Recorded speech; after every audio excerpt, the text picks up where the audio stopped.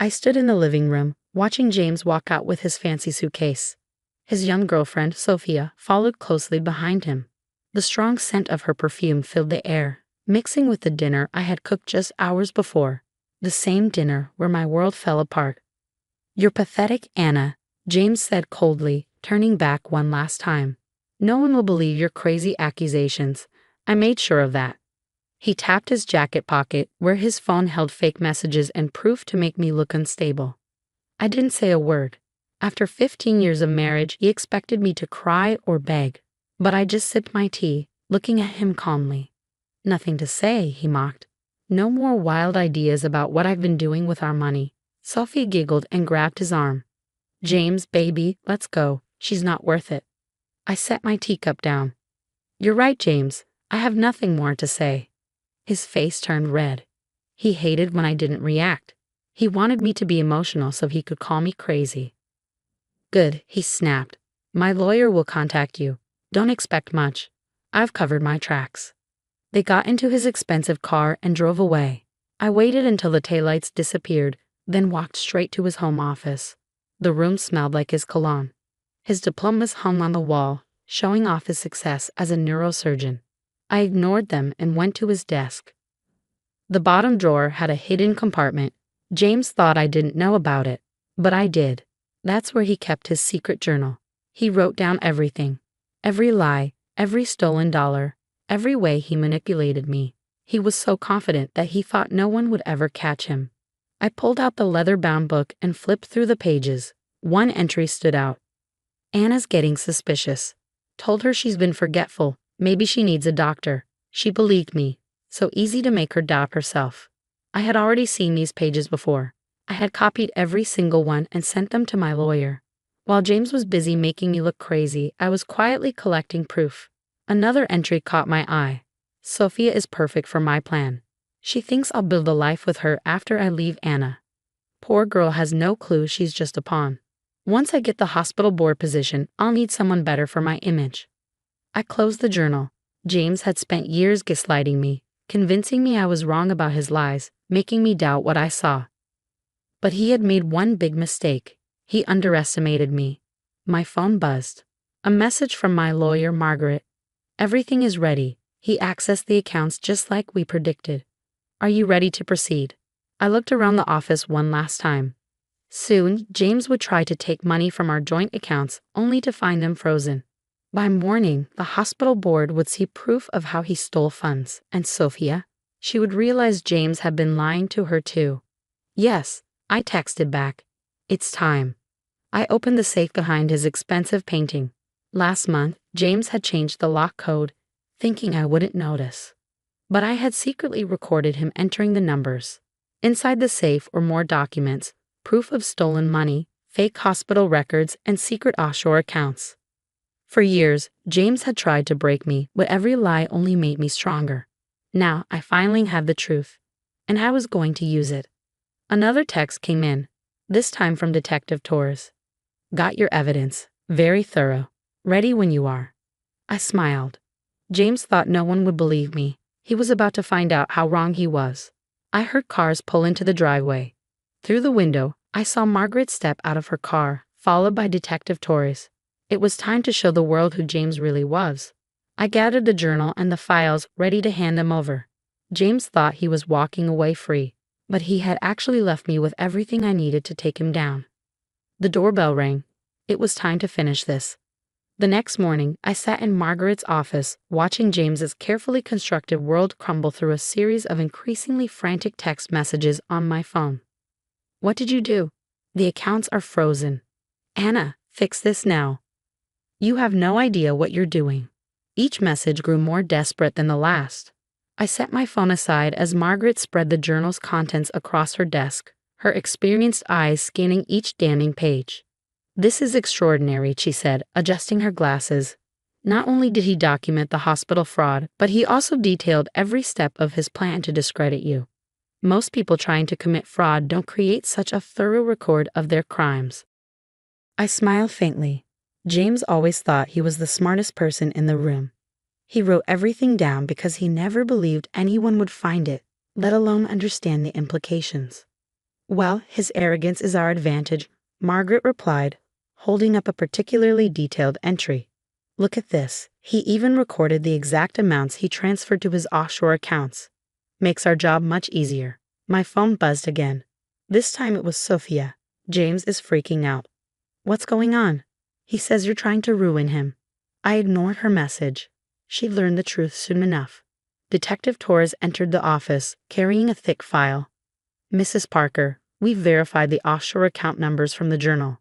Every transaction matches the evidence we've gathered. Your husband wasn't just embezzling from your joint accounts, he was stealing from the hospital's research fund. I thought about all the times James had come home late, claiming he was working on crucial research. How many of those nights had he actually spent falsifying records and moving money? What happens next? I asked, my voice steady. The hospital board is reviewing the evidence now, Detective Torres replied. Given the amount of money involved and the detailed nature of your husband's records, they're taking this very seriously. As if on cue, my phone lit up with a news alert, prominent neurosurgeon under investigation for financial fraud. The story was already breaking. Margaret handed me a cup of coffee. Are you ready for phase 2? Once we file these documents with the court, there's no going back. I took a sip, remembering the night 6 months ago when I first discovered the journal.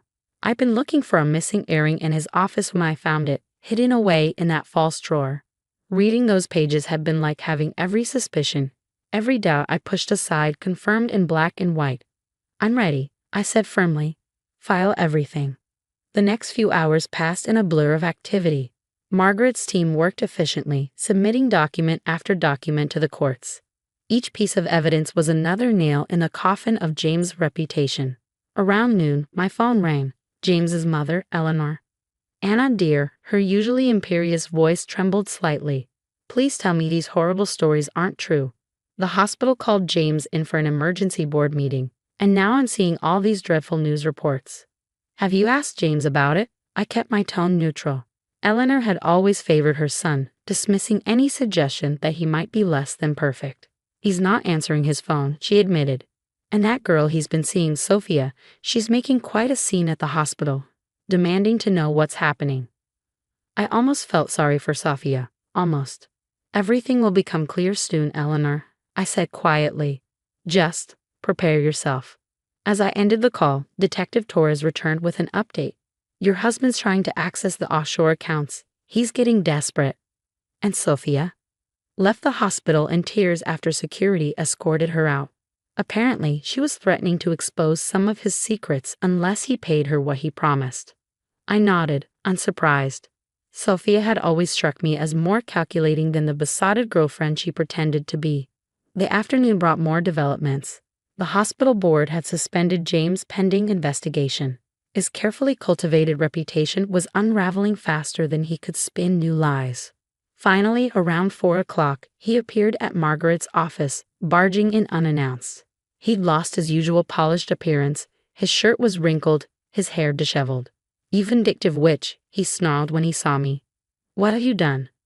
I met his gaze calmly. I haven't done anything, James. You did this to yourself. Those journals were private, he shouted. You had no right. To what? I interrupted. To expose your fraud? To prove I wasn't crazy or paranoid? To show everyone exactly who you really are. Margaret stepped forward. Mr. Parker, I suggest you leave now and direct all future communication through your lawyer. James's face contorted with rage. This isn't over, Anna. No one will believe. They already do, I cut in, sliding a copy of the day's news coverage across the table. Your own words, James. Every lie, every manipulation, every crime, all in your own handwriting. He stared at the papers, the color draining from his face as he finally realized the extent of his exposure. His hands shook as he picked up one of the articles. You'll regret this, he threatened, but his voice had lost its power. I stood up, gathering my belongings. No, James. The only thing I regret is not doing this sooner. As security escorted him out, I watched through the window as his world continued to collapse. His phone rang incessantly, probably the hospital board. His lawyers, maybe even Sophia, all demanding explanations he couldn't give. Detective Torres appeared at my side. The hospital's pressing charges. With the evidence from the journal and the financial records, he's looking at serious time. I nodded, feeling a strange mix of sadness and relief. The man I'd married, the life I thought we had, it had all been a carefully constructed lie. But now finally, the truth was coming out. You did the right thing, Margaret assured me, gathering the documents into a secure file. Phase 2 was complete. Are you ready for what comes next? I took a deep breath. Yes. It's time everyone knew the whole story. The media storm hit harder than I'd expected. By the next morning, James's fall from grace was the leading story in every local paper. Respected surgeon's double life exposed screamed one headline. Hospital fraud scheme uncovered through personal journal declared another. I sat in my kitchen, watching the morning news coverage while Detective Torres updated me on the latest developments. We've frozen all the accounts we could trace, he said, reviewing his notes. But there's still money missing. Around $2 million that we can't locate. I sipped my coffee, remembering a particular journal entry from 3 years ago. Check his mother's beach house in Florida. The entry from March 2021 mentioned a safe behind the master bedroom's wood paneling. Detective Torres raised an eyebrow, impressed. You really did read everything carefully, didn't you? When you spend years being told you're paranoid, you learn to pay attention to details. My phone buzzed with a text from Sophia. We need to talk. There are things you should know. Before I could respond, another message appeared, this time from James. Meet me. 1 hour. The cafe where we first met. Or I release the videos. I showed the messages to Detective Torres, who immediately started typing on his phone. We'll have plainclothes officers in place. But are you sure you want to do this? I nodded. He's bluffing about the videos. There's an entry in the journal about them. They're fake, staged with Sophia to make me look unstable. He was saving them as insurance. We'll still need to proceed carefully, he warned. An hour later, I walked into the Morning Roast Cafe. James sat at our old table, looking disheveled but still maintaining an air of arrogance. Sophia sat nervously beside him, avoiding my eyes. Anna, he attempted his old, charming smile. Let's be reasonable about this. I sat down across from them, acutely aware of the plainclothes officers scattered throughout the cafe. I'm listening. This can all go away, he leaned forward, lowering his voice. I have videos that show you having mental breakdowns, being violent. If these get out, no one will believe anything you say. Your credibility will be destroyed. Sophia shifted uncomfortably in her seat. You mean the videos you staged? I asked calmly. The ones you detailed in your journal? Including the dates they were filmed, who helped you create them, and how much you paid everyone to participate? James's smile faltered. Sophia's head snapped up. You wrote about those, she asked him, her voice sharp. He wrote about everything, I replied, pulling out copies of specific journal entries, including his plans to discard you once you'd served your purpose. Sophia grabbed the papers, her hands trembling as she read. Her face paled. You said I was special, she whispered to James. You said once the divorce was final. He also wrote about the other women. I added quietly, you weren't the first, and you wouldn't have been the last. James slammed his hand on the table. Enough. Those journals were private. You had no right.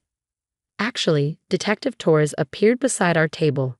Those journals are now evidence in a criminal investigation, along with the videos you just attempted to use for blackmail. I watched as the last traces of color drained from James's face. Sophia stood up abruptly, grabbing her designer bag. I don't want any part of this, she announced. And James, check your phone. I just sent some interesting screenshots to the detective here. Turns out I can keep records too. She stormed out, leaving James staring after her in shock. It's over, I said softly. The board has the evidence of your embezzlement. The police have proof of your fraud. Everyone knows the truth now. You've ruined everything, he hissed. No, James, you did that yourself. Every time you wrote in that journal, every time you convinced yourself you were too clever to get caught, you were building the case against yourself. Detective Torres placed a hand on James's shoulder. Mr. Parker, we need you to come with us. We have some questions about the money hidden in your mother's beach house. As they led James away, I remained at the table, looking around the cafe where our story had begun 15 years ago. Back then, I thought I found someone who valued and respected me. Instead, I'd married a man who spent years trying to make me doubt my own sanity. My phone buzzed with a message from Margaret. Hospital board meeting tomorrow. They want you to testify. I typed a quick reply. I'll be there. Tomorrow I would tell my story, not as the unstable woman James had tried to paint me as, but as someone who had found the strength to expose the truth.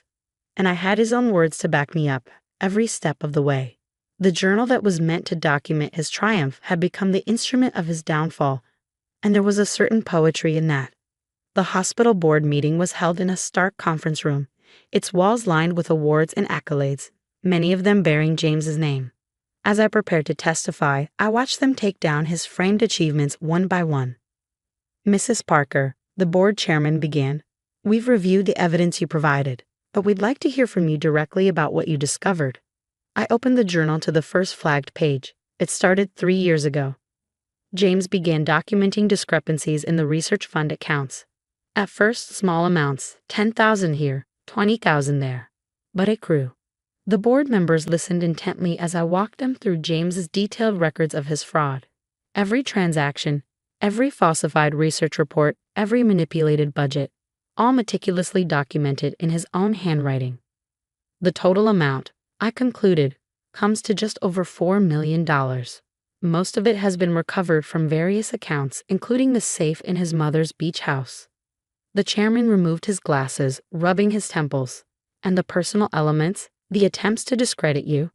I shared the entries where James had plotted to make me appear unstable, his strategies for gaslighting me, his plans for using Sophia to create evidence of my supposed mental instability. When I finished, the room was silent. Finally, the chairman spoke. "Mrs. Parker, we owe you an apology. Many of us witnessed James' attempts to question your stability, and we did nothing." "You weren't the only ones," I replied quietly. He was very convincing. After the meeting, I found Sophia waiting outside. She looked different, younger somehow, without her usual perfect makeup and designer clothes. "I'm sorry," she said simply. "I didn't know about any of it. I thought," she trailed off. "You thought you were special." I finished for her. "That's what he wanted you to believe." She nodded, tears in her eyes. "I've told the police everything. About the staged videos, the promises he made, how he coached me to act around you." "Thank you," I said. "That will help their case." As I walked to my car, Margaret called with an update. James took a plea deal. 8 years, plus full restitution. His medical license is being revoked. I felt a weight lift from my shoulders. And the divorce? Given the evidence of fraud and his criminal conviction, you'll get everything you're entitled to. He won't be able to touch your assets or contest the settlement. That evening, I returned to our house, my house now, and began packing up James's remaining belongings. In his office, I found more journals, older ones dating back to the beginning of our marriage. Reading them was like watching someone slowly transform into a monster page by page.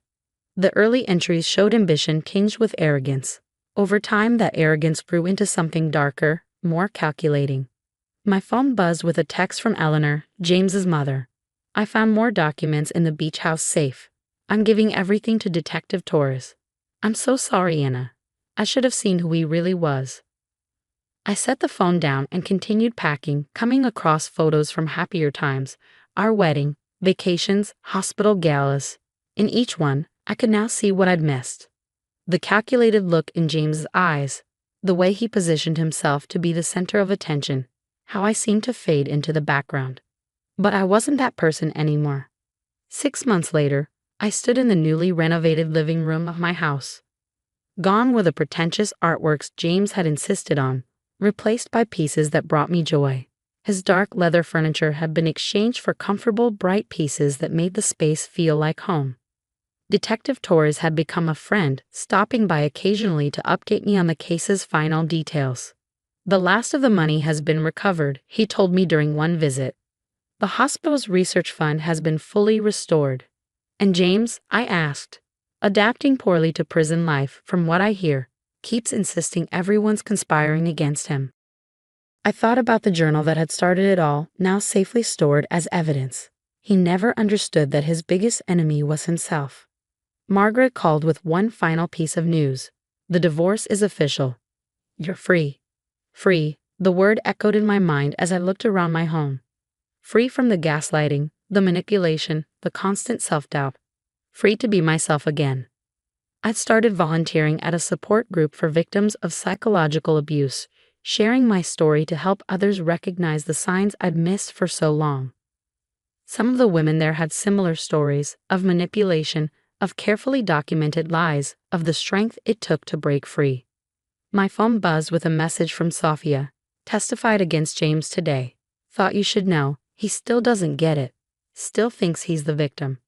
Thank you for showing me the truth. I smiled, remembering James's sneering words that night. No one will ever believe your stories. But they had believed, because in the end it wasn't just my word against his. It was his own words, his own detailed records of his crimes that had revealed the truth.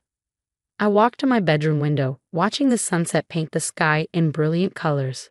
The journal that James had kept as a trophy of his cleverness had become the key to my freedom. Sometimes I realized the truth has a way of coming out, one page at a time. Time to write my own story, I whispered to myself and opened my laptop to begin.